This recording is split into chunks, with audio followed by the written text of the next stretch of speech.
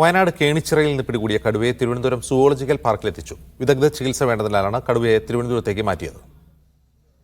ജനവാസ മേഖലകളിലിറങ്ങി കന്നുകാലികളെ കൊന്നു തിന്നുക, വീട്ടുപരിസരങ്ങളിലെത്തി ഭീതി പരത്തുക, അങ്ങനെ വയനാട്ടുകാരെ കിടുകിടാ വിറപ്പിച്ച നല്ല ഒന്നാന്തരം വില്ലനാണ് ഈ കൂട്ടിൽ കിടക്കുന്നത്.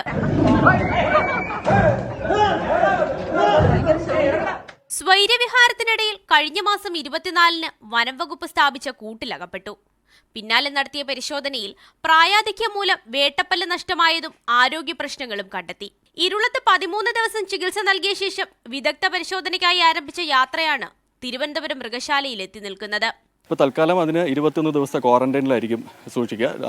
ഹോസ്പിറ്റലുമായിട്ട് ബന്ധപ്പെട്ടിട്ടുള്ള ക്വാറന്റൈൻ ഫെസിലിറ്റിയിലായിരിക്കും അതിനെ 21 ദിവസം കീപ്പ് ചെയ്യുക. അതിനുശേഷം നോർമൽ കേജിലേക്ക് നമ്മൾ മാറ്റും. ക്വാറന്റൈനിൽ ഇരിക്കുന്ന സമയത്ത് അതിന് കൂടുതൽ ഡീറ്റെയിൽഡ് ആയിട്ടുള്ള ഹെൽത്ത് എക്സാമിനേഷൻസ് ചെയ്യാൻ കഴിയും. അതിനുശേഷം മാത്രമേ അതിൻ്റെ ഡീറ്റെയിൽഡ് ഹെൽത്ത് റിപ്പോർട്ട് പറയാൻ കഴിയുള്ളൂ. ചികിത്സയ്ക്ക് ശേഷം ആരോഗ്യസ്ഥിതി തൃപ്തികരമാണെങ്കിൽ ബംഗാൾ പെൺകടുവയുമായി പ്രജനനത്തിന് ഉപയോഗിക്കാനാണ് നിലവിൽ മൃഗശാല അധികൃതരുടെ തീരുമാനം. നിലവിൽ ഒരു 4 ടൈഗേഴ്സാണ് ഇവിടെ ഉള്ളത്. 2 ബംഗാൾ ടൈഗറും 2 വൈറ്റ് ടൈഗറുമാണ്.